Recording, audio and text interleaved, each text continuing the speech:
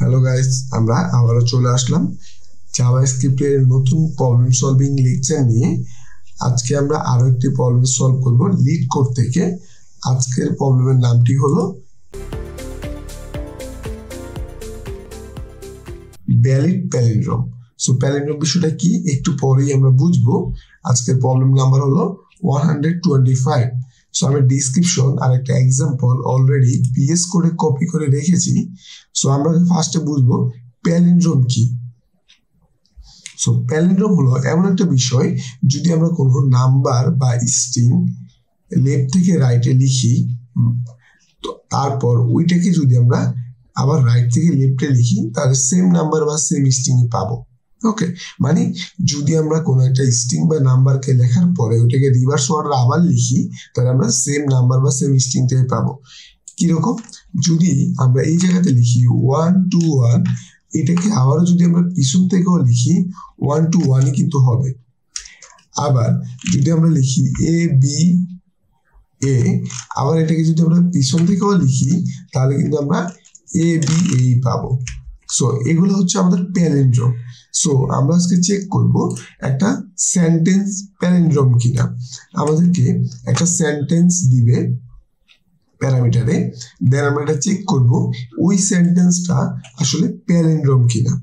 যদি প্যালিন্ড্রোম হয় তাহলে আমরা ট্রু রিটার্ন করব, আর যদি না হয় আমরা ফলস রিটার্ন করব। এবং আরো একটা বিষয় মানতে হবে, যে সেন্টেন্সটা দিবে ওই সেন্টেন্সটাকে ফার্স্টে আমাদেরকে লোয়ার কেসে কনভার্ট করতে হবে। এই সেন্টেন্সটার মধ্যে যদি আমরা এই সেন্টেন্সটা একটু কমেন্ট আউট করি, দেখো এই সেন্টেন্সটার মধ্যে কিন্তু আপার কেস লিখাও আছে। সো আমরা এগুলোকে লোয়ার কেসেও কনভার্ট করতে হবে এবং নন ওয়ার্ড ক্যারেক্টারগুলোকে রিমুভ করে ফেলতে হবে। দেন যখন আমরা নন ওয়ার্ড ক্যারেক্টারগুলো রিমুভ করব, আমরা একটা স্ট্রিং ওয়ার্ড পাবো এরকম। দেখো, সো এইটা আসলে প্যালিন্ড্রোম কিনা এটাই আমরা চেক করবো আর কি।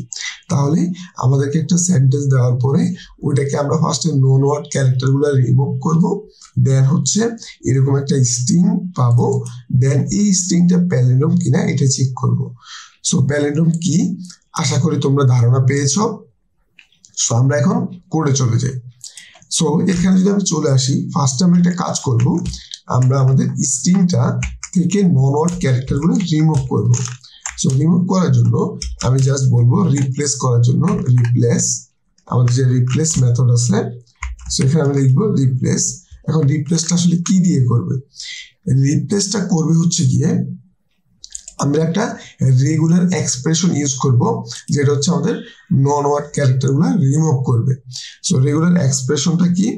রেগুলার এক্সপ্রেশনটা হলো যে স্ল্যাশ ডাব্লিউ, হ্যাঁ, তারপর হচ্ছে আমাদের একটা বার আন্ডারস্কোর, দেন হচ্ছে আমাদের একটা থার্ড ব্র্যাকেট, কি একটা থার্ড ব্র্যাকেট, আবার স্টার্টিংটাও হবে একটা থার্ড ব্র্যাকেট দিয়ে। দেন আমরা যে কাজটা করব, লাস্টে আমাদেরকে একটা আবার স্ল্যাশ থাকবে, একটা জি থাকবে, একটা শেষ। আমাদের এটা হচ্ছে আমাদের রেগুলার এক্সপ্রেশন। সো এরপর আমরা বলবো যে আমাদের রিপ্লেস হবে কি এমটি স্ট্রিং। ওকে, সো এইটা আমরা বলে দিব। সো এইটা আমাদের যে কাজটা করবে, আমাদের নন ওয়ার্ড ক্যারেক্টার আন্ডারস্কোর এগুলো আমাদেরকে রিমুভ করে দিবে। ওকে, সো এই যে রেগুলার এক্সপ্রেশন, তুমি যদি গুগলে লিখো আমরা নন ওয়ার্ড ক্যারেক্টার রিমুভের রেগুলার এক্সপ্রেশন, তাহলে তুমি পেয়ে যাবা।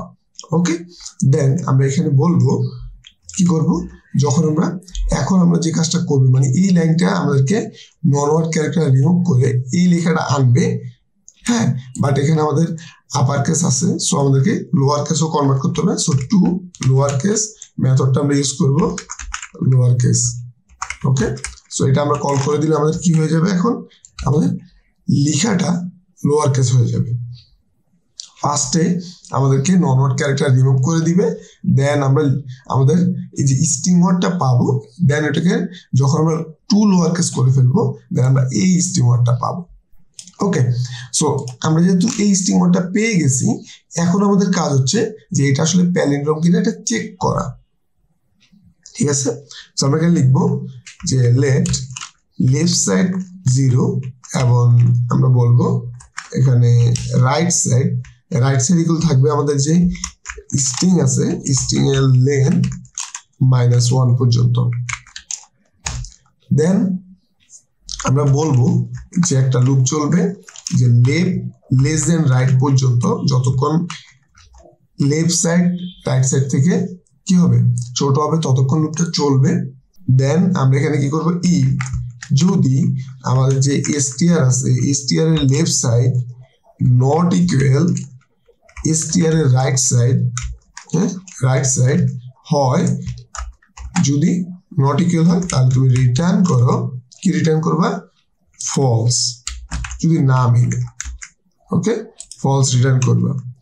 দেন তুমি যে কাজটা করবা, আমার লেফট 1 ইনক্রিমেন্ট করে দিবা, আর রাইট যদি এই কন্ডিশন সত্য না হয়, এই কন্ডিশন সত্য না হলে লেফট 1 ইনক্রিমেন্ট করে দিবা, রাইট 1 মাইনাস করে দিবা, তাহলে রাইট থেকে ডিক্রিমেন্ট হবে, লেফট থেকে ইনক্রিমেন্ট হবে। দেন তুমি যেটা রিটার্ন করবা সেটা হবে ট্রু। ওকে এখানে বলে দিবা ট্রু। ওকে সো বলে দিলাম। সো এটা হচ্ছে আমাদের প্যালিন্ড্রোম চেক করে ফেলবে। তাহলে আমি যদি আরেকবার কোডটা এক্সপ্লেইন করি, এই লাইনটাতে আমরা কি কাজ করতেছি, এই লাইনটাতে আমরা দুইটা কাজ করতেছি। একটা হচ্ছে নন ওয়ার্ড ক্যারেক্টারগুলোকে রিমুভ করতেছি, এবং সেকেন্ড হচ্ছে এটাকে লোয়ার কেসে কনভার্ট করতেছি। এবং এই লাইনে আমরা জাস্ট কি করতেছি, লেফট স্টার্টিং 0 বসাচ্ছি, রাইট বসাচ্ছি, রাইট আমরা লেন -1 বসাচ্ছি। আমরা যে স্ট্রিংটা পাবো তার থেকে 1 কমবে, আমরা জানি আমাদের লেন সবসময় কি হয় 1 বেশি থাকে।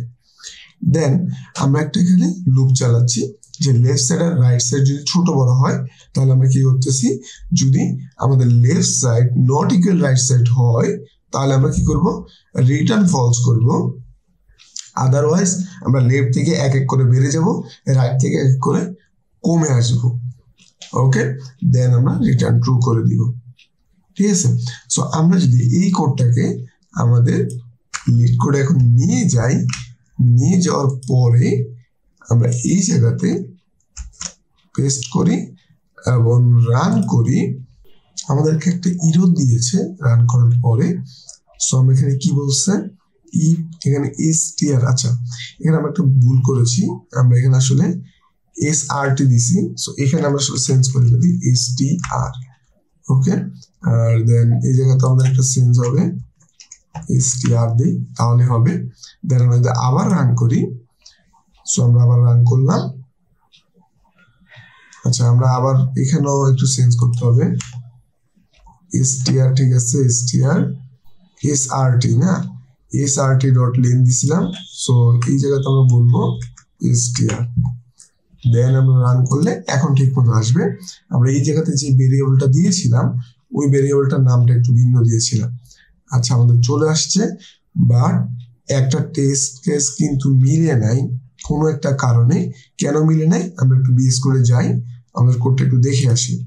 ওকে সো আমাদের একটা টেস্ট কেস কেন মিলে নাই আমরা দেখি, আমাদের এতটুকু কোড তো আমাদের ঠিক আছে, যেটা আমাদের টেস্ট কেস মিলছে। আমাদের যদি মিস্টেক হয়ে থাকে আমাদের এই লাইনে মিস্টেক হতে পারে, যে আমাদের নন ওয়ার্ড ক্যারেক্টার রিমুভে আমাদের এই জায়গাতে আমাদের যে রেগুলার এক্সপ্রেশন আছে এখানে কোনো একটা মিস্টেক হয়েছে।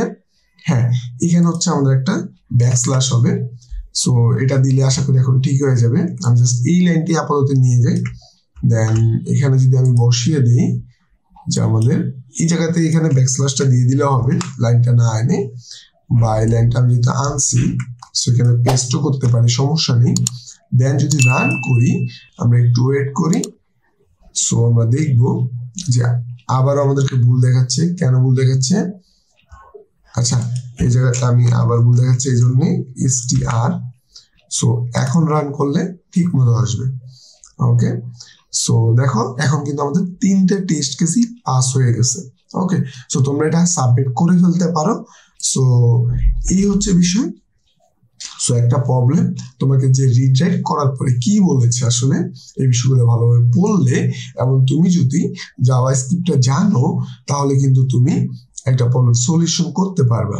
এবং প্রবলেম সলিউশন করলে তোমার জন্য আসলে লাভ কি, তোমার জন্য লাভ হচ্ছে প্রতিনিয়ত প্রবলেম সলভিং করলে তোমার যে লাভটা হবে, নতুন নতুন বিষয়গুলো জানবা, নতুন মেথড জানবা, এবং কোডগুলো কিভাবে ইমপ্লিমেন্ট করতে হয় বিষয়গুলো জানবা এবং তোমার লজিক দিন দিন বিল্ড হবে।